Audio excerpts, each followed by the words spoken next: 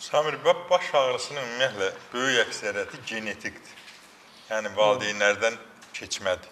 Migren valideynlərdən keçmədir. 2 yaşında, 3 yaşında, 5 yaşında gah adını qoyurlar ki, beyin-daxil təzyiq aparırlar, iynə, dərman, sistem nəticə olmur.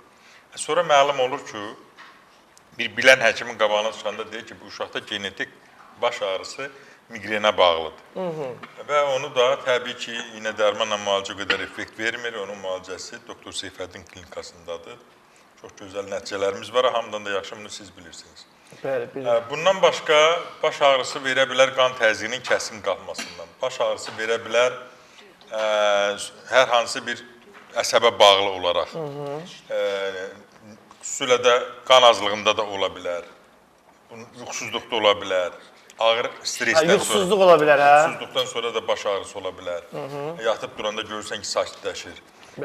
Və təbii ki, qurd xəstəliklərində də ola bilər. Endokrin xəstəliklərdə, zob xəstəliyində də ola bilər. Bütün sistem, biz bilirik, zob xəstəliyində sistem dəyişir. Yəni, bəzən görürsən ki, qarışdırırlar insanlarımız. Sonra zob xəstəliyində bir qəribəlik var. Yəni, indi gələcəm o hissəsinə. Yəni, baş ağrısına yaradan səbəblər çoxdur və onun ən əsası orada həkimin həkimliyi, diaqnozun düzgün qoyulmasıdır.